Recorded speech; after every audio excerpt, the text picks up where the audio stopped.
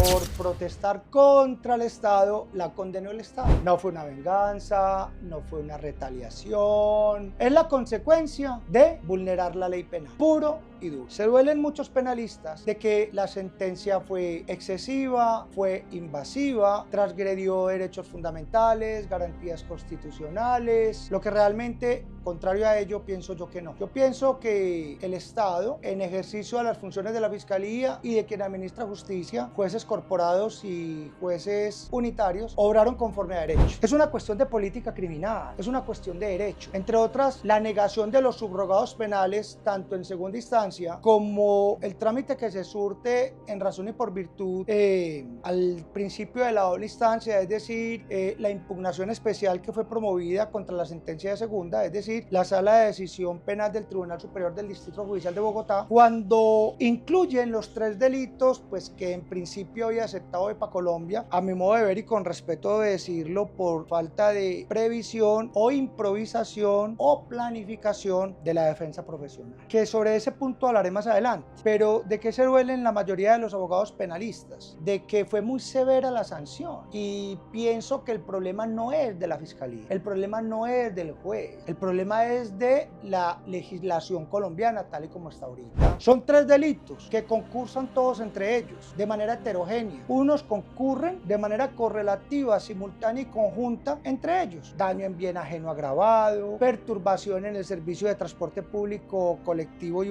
oficial, y instigación a delinquir con fines terroristas.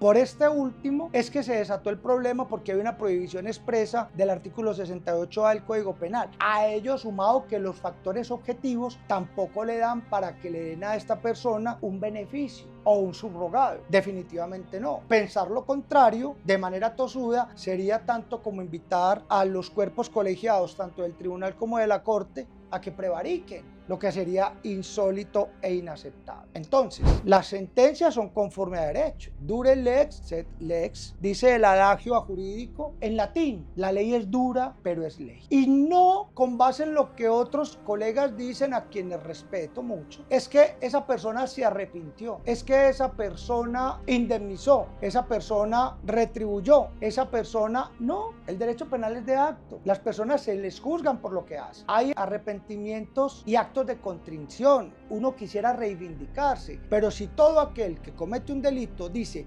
yo pago y me arrepiento, entonces ya por esa razón voy a quedar eximido de la responsabilidad penal. No, porque si así fuera, el que viola basta que pague y llore y no pague la condena. El que extorsiona basta que pague y llore y no responda. El que mata basta que pague y llore y no responda. Esas son las consecuencias de los actos, y sobre eso se va a tener que responder. Y no es un asunto de garantismo o funcionalismo, no, es una cuestión de política criminal. Y así se hizo. Ahora, digo que uno no puede improvisar en la actividad procesal penal, y me parece importante pensar, porque para las preliminares concentradas que fueron en el año 2019, después de la captura o más bien de las audiencias preliminares, se indilgan 3 cargos. Eso fue para el mes de noviembre del año 2019, y le entran con esos 3 cargos. Luego la defensa profesional solicita una audiencia innominada para celebrarse ante un juez de control de garantías, para en esa oportunidad ya aceptar los cargos de manera unilateral, lo que no hizo en la primigenia audiencia de imputación, donde se había declarado inocente. Entonces, 15 días después, ante un juez de control de garantías, esta dama acepta los 3 cargos. Una salida inteligente, pensada, calculada, premeditada, pienso yo, lo debió haber hecho a través de un buen preacuerdo con la Fiscalía, haciendo una negociación,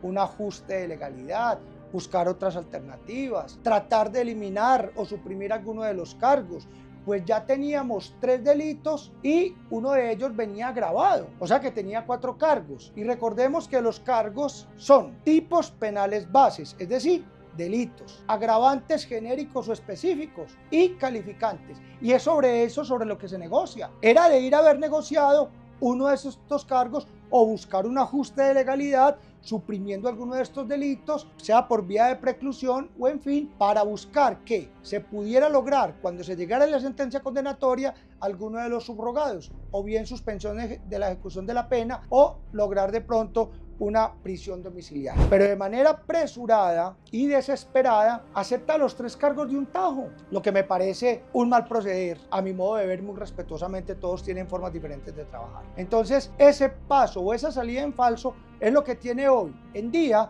a gran parte de los colombianos rasgándose las vestiduras de que por qué a esta persona que fue condenada a un poco más de 5 años y a otras personas que han desfalcado al Estado siguen gozando de su libertad, o al que mata, o al que viola, o en fin, mil cosas, pero esos son voces de la opinión pública o de la gente en general.